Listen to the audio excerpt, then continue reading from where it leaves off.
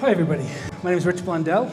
I am an ecologist, and my work really focuses on this intersection between nature, science, culture, and I can't remember the fourth one, ecology. I keep changing my talk today because the people who have been speaking before me say interesting things that are very relevant to what I wanted to talk about. Yesterday, or last night, John Churchill talked about the power of love and the heart-mind. And then Holly Woods talked about a faulty ontology as sort of the basis for the meta-crisis. And then just this morning, Adam Leonard talked about how if we're going to engage with AI, we need to do so in a way where we don't lose our humanity. And so my talk today really addresses all three of those things, plus more. There's a deep component of love. I'm going to address this thing that I call the ontological mistake, and I assume people know what ontology means. It's sort of reality.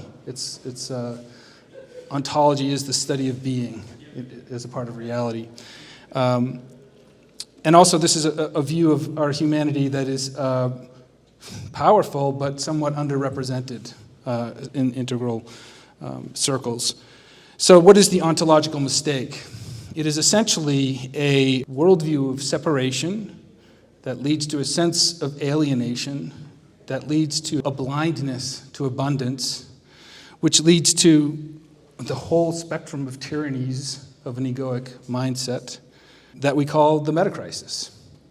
And so what I'm going to present tonight actually addresses this, which I think is a pretty audacious claim. And one thing I just want to point out here is that in my talk, I'm not going to appeal to ancient spiritual traditions. I'm not going to appeal to political authority. I'm not going to appeal to economic power or political absurdities.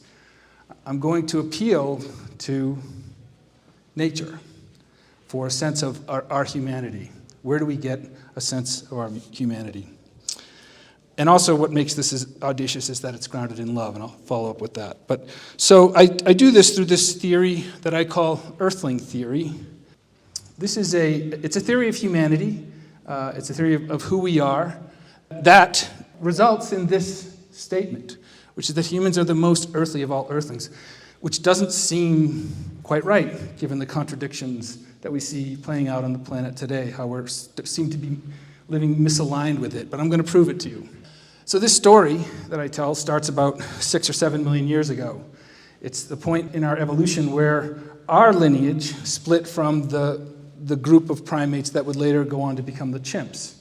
So 6 or 7 million years ago, I like to think of it as a story of this young primate, Sahelanthropus chadensis, and she is sitting up in a tree, and she's looking out, and I call her Oika. She's looking out over the plains, and something catches her eye in a bush, a red berry. Let's imagine that sunlight reflects off this berry, and it reaches her eye, and she imagines what that berry must taste like. I'm using the word imagine in a purposeful way, because imagination will show up later. So let's imagine that she comes down from the trees, and because she's part of a social group, and she's semi-bipedal, that she can move across the land, and as she does this, some of her relatives, maybe some of her sisters, and most likely some bachelor males that are out in the peripheries looking for opportunities to socialize, and then they all head down to go and taste these berries together.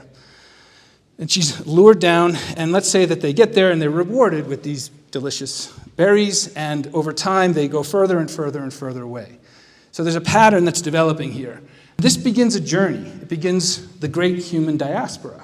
So this is the point at which one small clan of early hominids, Sahelanthropus chadensis, just came down from the trees, was lured into the world by the world through this process of imagination, and every generation of primates that would follow her would be changed by the habitats that they're engaging with, the habitats that they're in relationship with. And they're obviously in right relationship because they're thriving, and they're surviving, and they're reproducing. And this goes on generation after generation, and as they move across, and by the way, we know this because it's all in the fossil record. All of this, including the bodies are preserved in the fossil record. So this is a model of the skull of Homo habilis, which is this next species. My point is here is that these aren't abstractions. These are things that we can find in the fossil record or we can encounter in the world today. They're all real. So here's Homo habilis learning how to use stone tools. And as you can see, as they move across these different habitats, the habitats are changing them. It's niche construction, which means that the organism is changed by the environment, and the environment changes the organism. Now, I said that actually in the opposite direction that it happens. It's actually that the environment shapes the organism, and then the organism shapes the environment. That's a kind of a tell as to what the paradigm is that's talking about niche construction. If it starts with the environment, that's the way it actually starts. If it starts in the human, that's sort of a signal that it's an anthropocentric view. So I like to say niche construction as the ecosystems are shaping the organism, and then the organisms are shaping the ecosystem, and it's this reciprocal relationship. And so what's going on here as they go across the world in this diaspora is they're learning from every single habitat that they're encountering. That is what's making us human. That's where we get our intelligence. And this is where it becomes relevant to the conversations about artificial intelligence. Because what I'm actually laying out here is the provenance of intelligence. The intelligence actually started in the world. And then our species sort of caught on with that, latched onto that intelligence, and has been using it ever since. It's not an intelligence that's from us alone. It's an intelligence that emerges from the relationships that the organisms are in. So eventually, this story continues on until we get to modern humans today. All of this, by the way, this whole story that I've been telling you, is grounded in orthodox science. Now we can reconsider this statement that humans are the most earthly of earthlings. I love dolphins, I love dogs, I love bees, I love slime molds. But none of those organisms had this trajectory. We're the only species. That's what makes us unique. It's a kind of exceptionalism. Not an exceptionalism from, which is the way we usually think of exception, but it's an exceptionalism because within of this story. So our intelligence then is the result of all of the intelligences of every habitat on this planet. The estuaries, the grasslands, the forests, the montane regions, the oceans, the riparian ecosystems, all of that is within us. Whether or not we practice it or know it every day, it's still in there. It's latent to us. If you need evidence to believe this story that I just told you, this is the entire history of the primates, all of us, including humans at the top. That red circle represents that 7 million year ago split but from the chimps. So the chimps went on, and they didn't have that diaspora, right?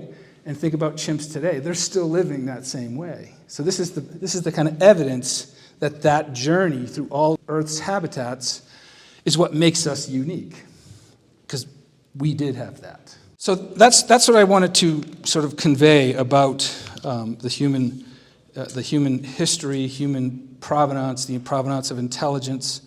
The only reason that I know this, the only reason that this matters to me so much is because I've lived this. I spent a lot of time as an ecologist and a geologist in these habitats, living there, immersed in them, curious about them. And in every case, by being immersed in them, I could feel the intelligence being transmitted to me. And it turns out that over 30 years of doing this, I pretty much followed this trajectory from Africa into Europe, into Asia, down into South America, all over North America. And so I'm telling you this in the hopes that it provides some small measure of credibility to the theory, that it's grounded in empirical research. I realize, though, that not everybody can kind of have that experience, that sort of lived experience of all these different habitats. And so what I've done is to distill all of these the intelligences that have been delivered to me anyway into 3 first principles. Steve McIntosh gave you 7 principles. I'm just going to give you 3. And I boil these down into a philosophy that I call oika, named after that early female primate. The first one is continuity. So what I just told you, very sort of briefly, was a story of continuity. It was one thing led to another. It's actually the field of relations manifesting. So that's what that's a story of. And by the way, that continuity doesn't start 6 million years ago. It starts, as far as we can tell, at the beginning of the universe. Some think that's the Big Bang. But there's a story of continuity that becomes ours. It becomes innate to us. The second principle is relationality, and I've been hearing a lot about relationality. Ecology is fundamentally the study of relationships. We think of it as the study of relationships between organisms and habitats and things like that, but it can be expanded out to include anything. The relationships between anything, the relationship between neurons have an ecology, the relationship between us. If you look at the history of the whole universe, you realize that everything that has ever come into existence has only come into existence through this creative intelligence of relationships. The universe itself is built on relationships, and relationships become the field in which time and things like that can emerge. It's through relationality. And then the third one, and I think this is kind of the most exciting and the one I have the most fun with these days, is this idea of entanglement. When I talked about Oika up in the tree, seeing the berry and imagining it, that's the world impinging on the mentition of a primate. That's a relationship of continuity playing out between what we think of as the material world, the berries, and the thoughts and ideas and dreams of us. That's real. That relationship is as real as any relationship in the real world. And so these three principles taken together constitute what I now use as a curriculum through this idea of Oika. And so I've started an organization and a community called the Beautiful Futures Lab. So the Beautiful Futures Lab is an invitation, and I implement this thing I call the 7 streams, which is the 7 streams represent the different disciplines that people come from, who can, if they're interested in really engaging with these principles of continuity, relationality, and entanglement in nature by going to nature as the source, as opposed to some tradition or scripture or something like that. I invite people to do that through the Beautiful Futures Lab. And I think what I'm going to do now is, I'll finish up with this one thing, and it's a quote by David Foster Wallace. I'm sure you all know. He gave that speech back in 2005, commencement speech. I think it was called This is Water. And he talked about worship, the function and the power of worship. And he said, we all worship. He said, everybody worships. The only choice we get is what to worship. He went on to say, if you worship money, you'll never have enough. If you worship your body, you'll always feel ugly. If you worship power, you'll always feel weak and vulnerable.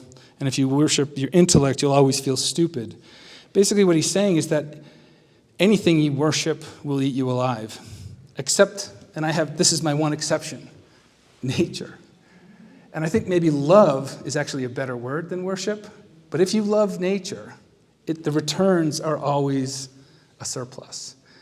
It doesn't eat you alive, it feeds you.